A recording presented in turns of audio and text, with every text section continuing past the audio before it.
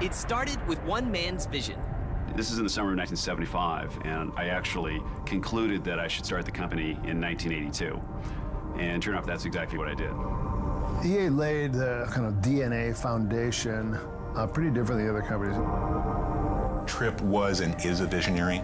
They played by their own rules. Where we're going to answer the question that we asked in our original recruiting ad, which is, can a computer make you cry?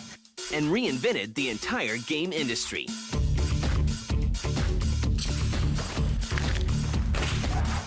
That was really the birth of EA Sports. It was the first time in the industry that celebrities had been used in a game. They've had this kind of core success in these core franchises that have allowed them to become experimental.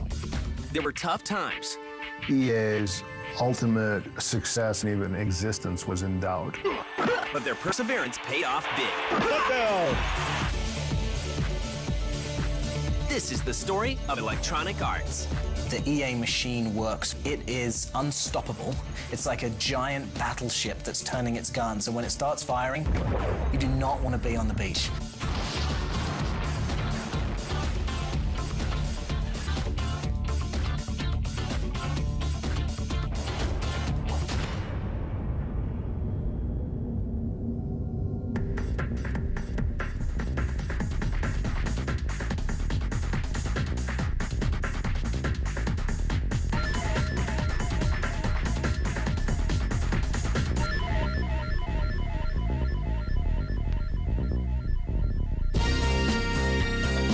In the late 1970s, two students have a chance meeting. I was at Stanford Business School. We had a professor, a decision analysis guy, brilliant guy. And in class one time he looked around and said, "You Stanford kids, you all worry about money. So I'm gonna ask you a different question. If it weren't for money, what would you like to do?" And he came to me and I said, "I'd like to help create this kind of adult Disneyland where you're in a story, kind of an athletic participant in a story, but the computer creates the environment, the people around you." And there's just silence in the class, like, "Whew, boy, is he ever out of it?" And this guy came up to me afterwards and said, "I've never heard that before, but there's one other kid in our class, and one of the other classes said something similar to that, you gotta go talk to him." And that was Trip Hawkins. While Trip was at Stanford, he had dreams of starting his own software company. And I started thinking, wow, if you can actually go to a store and get a terminal and take it home, then that's exactly what I've been waiting for. I want to be able to make games for home computers. I went back to my desk and I spent the afternoon figuring out how long it would take for there to be enough of these computers in homes that I could start my game company. And this is in the summer of 1975, and I actually concluded that I should start the company in 1982. And sure enough, that's exactly what I did. When we got out of Stanford, he said, 5 years, I'm going to start a software company. Get ready. So I did various this and that. 5 years later, he called up and said, "Okay, I'm getting 6 other people together who want to talk about starting a company. Do you want to come?" I said yes. 3 months later, he started the company, and I came in. After working at Apple Computer, Trip starts Amazing Software in 1982, right on schedule. After I hired several employees and people had to answer the phone and say, "Amazing Software," people were thinking, I think this name's kind of silly and we should have a different name. And the way they go about changing their name is a bit unusual. There were about a dozen employees, and we had a rule, which was that we were going to stay up all night, if necessary, until we all agreed on a new name. And that you could go to bed if you wanted, but if you went to bed, you would lose your vote. So it was actually not until about 2 o'clock in the morning that everybody that was still awake agreed that the name should be Electronic Arts. Electronic Arts is poised to turn the video game world upside down, playing by their own rules. Probably the riskiest decision that I made in starting EA was the decision to sell directly to retailers. And at that point in time, nobody was doing that. Everybody sold to distributors who then sold to the retailers. I had studied these other media industries like records and books and noticed that the leaders all had control of their distribution.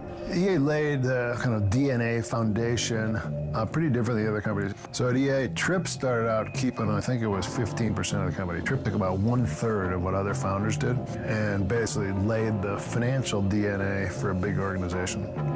Electronic Arts also quickly realizes the importance of presentation and packaging for video games. My thought there was that here we have packaging that's very unsophisticated for games at that time. A lot of it was just in Ziploc bags. I thought, well, number one, I don't want to spend a lot of money on the packaging, and number two, I want to have something that has more impact, that makes people think that it's a creative product. Well, hey, records sell for less than $10, so why can't we just use record packaging? First time I heard about EA was when their first batch of games came out. They had this big press campaign about digital artists that can computer make you cry, and they had the record album looking packages. When EA started, there was a whole different philosophy of actually having a professional organization that started out thinking about the complete process of publishing. Part of that was that attitude of how you promote the artists. The upstart game company also makes it a point to treat developers as artists and promote them accordingly. I was applying a lot of thinking just from looking at the music business and the book business and trying to figure, well, what are they doing and why does it work for them and how can we apply that to what we're doing? He brought in producers from A&M Records to teach the producers at EA how to develop artist and repertoire, because no one had ever used the title producer before. So the handful of us who were fortunate enough to be the early producers at EA were the first people ever to have that job in the industry, because Trip Hawkins was the first one to see that that was what was needed to guide products through, the same way that was in film and the way it was in music. Terms like affiliate label, producer, director, those are terms that are still used today in the game industry. By 1983, EA is releasing games like Hard Hat Mac and the highly regarded strategy game Mule. Mule by Ozark Softscape and Dan Button, which got a complete aspect into players negotiating with each other through a very simple interface within the game. I talk to more game designers still today, 20 years later. If you ask them what was a game that they respect or that influenced them in their careers, a lot of people go back and talk about Mule. Everything is going well for the young company, but the roughest times are yet to come. It was the fall of 1983, and the video game business was crashing around our ears. Bad games were flooding the market, and sales were just dropping.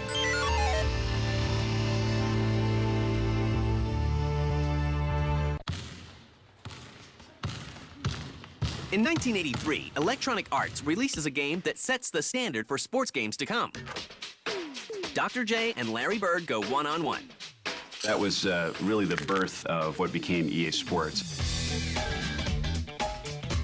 And it was the first time in the industry that celebrities had been used in a game. Graphically, it was very simplistic compared to what we were used to in the coin-op world. They were actually taking real stats and applying them to a game, trying to bring it to life, made it more real. It was really an interesting idea. That game ended up being a big success for us. It was really our first genuine hit product. Not long after the success of Dr. J and Larry Bird, the video game market takes a turn for the worse. The whole decade of the 1980s, EA's ultimate success and even existence was in doubt. It was the fall of 1983, and the video game business was crashing around our ears. The cartridge business had been suffocated in a tremendous oversupply of product from new people. Bad games were flooding the market, and sales were just dropping. And PCs were just starting to catch fire in the homes and take off. EA survives by capitalizing on the rise of computers with popular PC titles like Archon in 1984 and The Bard's Tale in 1985. Building on the success of Dr. J and Larry Bird go one-on-one, Trip pursues another sports legend, John Madden. Being a serious football fan, I wanted to make a real football game, a much more sophisticated game. That's why I wanted to recruit a coach like John Madden to help make sure we got all of the details of authenticity right. So he got the Madden, and Madden, of course, thought he was a total dweeb. But Trip rode across country on the train with Madden, talking football all the time. So after an hour on the train with Trip, he realized Trip was also a football fanatic. And Trip came back with, a 3-ring binder full of notes. So we decided to work with him. Then after the deal's done, Trip goes in and says, "Okay, coach, here's your game." Madden said, "Where's all the guys? It's 7-on-7. Trip goes, yeah, this is, on these computers, this is all we do now. And Matt said, no, you can't ship a game with my name on it. That's not real football. We had such an ambitious undertaking. It took 4 years to make the game. It was almost killed a number of times. And it became known in the company as Trip's Folly. Everyone in the company thought we should just give up and forget the whole thing. And I was just very determined to make it work. But it was really his baby. When we go back to the original PC versions, the men's series was more of a novelty. When it first came out, it was not a huge success back then. Sports and video game players were not the same crowd. Although Electronic Arts survives the 80s by developing for the PC, the video game market is rapidly becoming more and more console-heavy. Up until that time, EA was strictly a computer company. We did no console work. A bunch of us, including Larry Probst, who was a sales guy at the time, he and I and a few others were, pretty vociferous about wanting to take EA from this little, what we called a boutique software, company into a bigger mass market console company. Trip goes, okay, figure out what you want to do and let's do it. I think you guys are, finally right. We've got this experience in sports, we better stick with it and really go after it, because that was one area where we felt secure that we could beat any competition. We're developing the first set of sequels for EA Sports lineup on the Sega Genesis. So the first discussion was, a guy named Rich Hillman and I are sitting around and I said, we should do Madden again next year. And Rich goes, that would make sense. We went to everybody else in EA and they went, so football 2 years in a row? Nah, it'll never work. But we insisted. So we set off to do Madden football and said, well, as long as we're doing that, let's do another hockey and let's do another basketball. And with that, EA Sports was born.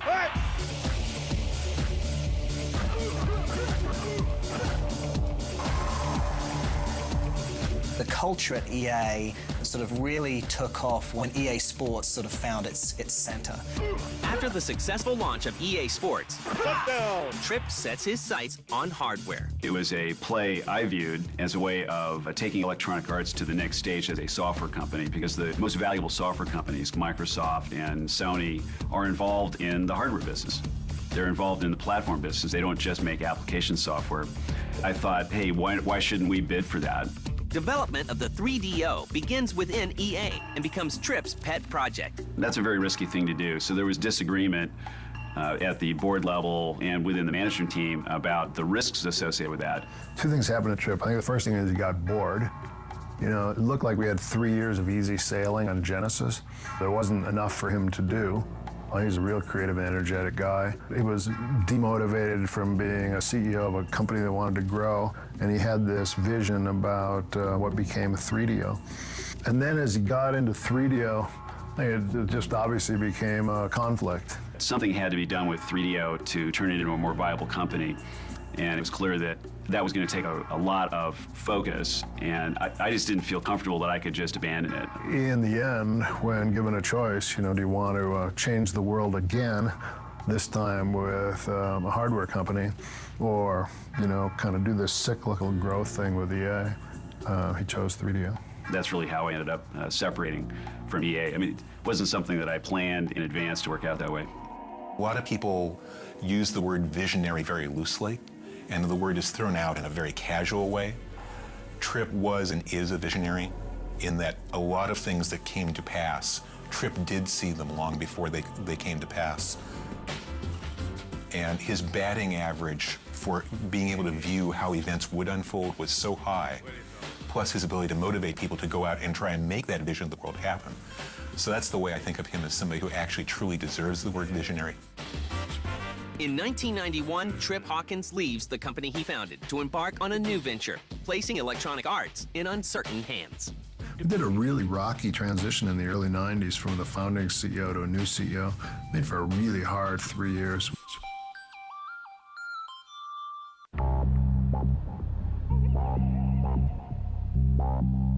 After Trip Hawkins leaves to start 3DO, EA quickly fills the gap.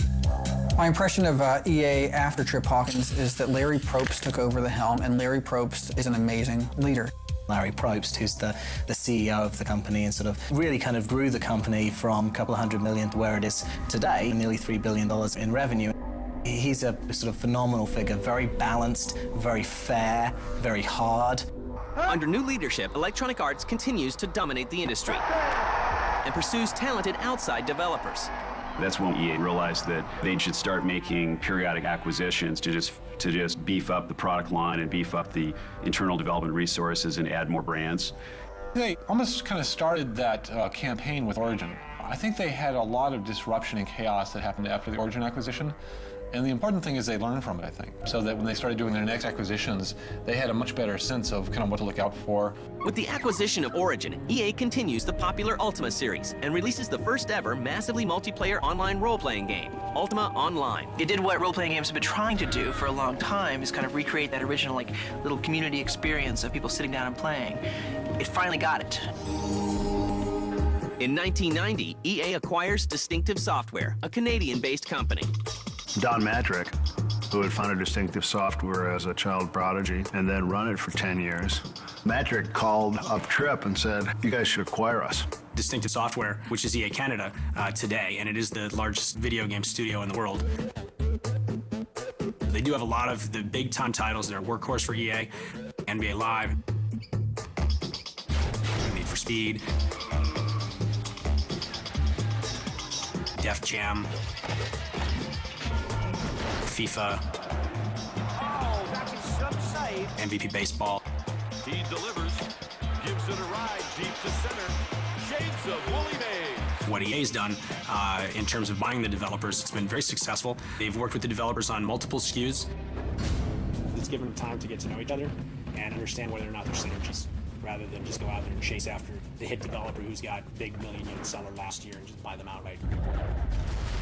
In 1997, EA buys Maxis, the developer of the SimCity series. It was actually pretty impressive, the group of people they brought into Maxis. About 4 sharp people replaced about 10 vice presidents that we had at the time, and generally did a better, more focused job of running the company. Because of that, Maxis, as a studio, was able to get much more focused on what we were good at. Under Electronic Arts, Maxis releases SimCity 3000 and the best-selling PC game of all time, The Sims. And EA helps change the makeup of the industry. Which came first, the chicken or the egg, you know? Is EA gobbling up developers, thus changing the industry, or is the industry changing, thus requiring EA to gobble up the developers? And I'd always seen EA as kind of like the Death Star. You know, like this large monolith kind of going around and gobbling up things. You know, what I didn't realize until they acquired us was they, in fact, were being run by very smart people. Other key acquisitions made by EA include Peter Molyneux's company, Bullfrog, and the Florida-based Tiburon, known for bringing the Madden franchise to the next-generation consoles. Madden NFL 2001 has a special place just because of, it really put our company, Electronic Arts Tiburon, on the map as one of the premier sports games developers. Yeah, that was a huge achievement. A lot of hard work. It really kind of set the pace for sports gaming on next-gen consoles. All next-gen consoles were not blessed with Madden, though. And he dropped it. Electronic Arts decided not to develop games for Sega's Dreamcast, despite the company's success on the Sega Genesis. There are a couple negatives about the Dreamcast. The first was we'd lost a little faith in Sega's management because they had done the 32 acts, they did the Sega CD, they kept kind of cycling this new stuff and kind of changing their story about where they were going to put their emphasis. The Dreamcast for a while there was going to be an online machine at launch. They made too many changes for us to stay confident. Meanwhile, Sony, what they said they were going to ship, they never changed their message on the PlayStation. For Electronic Arts, one of the things that we've prided ourselves on is being platform agnostic. We think that our responsibility is to create the best software experiences for consumers.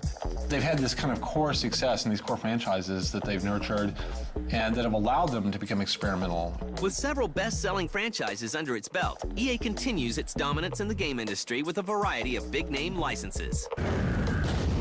They obviously moved a lot more towards licenses with the Lord of the Rings franchises. And James Bond.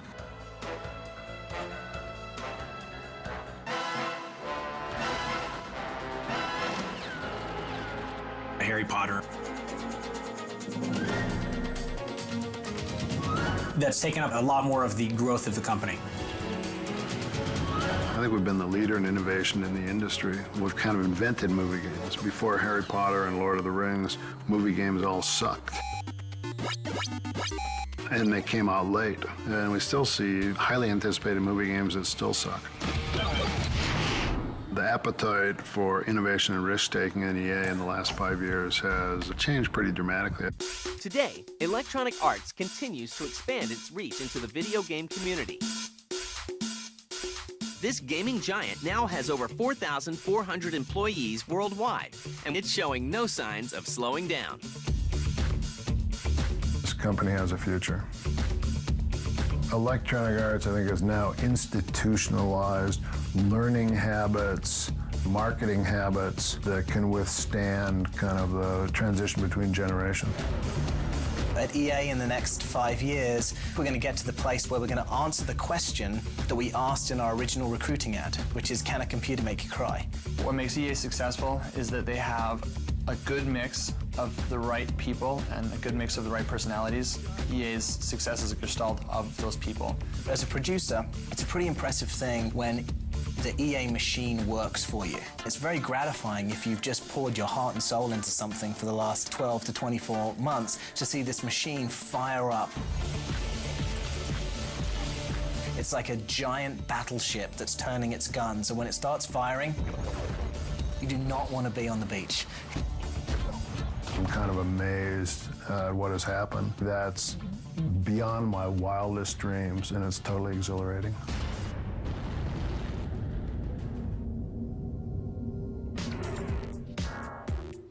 Phone, 1.2 megapixel camera, and holds 5,000 MP3s. Wow, that's really impressive. Hold on a second, sorry. Hello? Yeah, hey, I'm in the middle of lunch. Can I call you back? All right, cool, thanks. So that's a lot of MP3s. Yeah. See the best, greatest, biggest, shiniest, coolest, and blinkiest new stuff coming next year when the Screensavers goes live at the Consumer Electronics Show. Coming up next. Hold on, let me put you on speakerphone.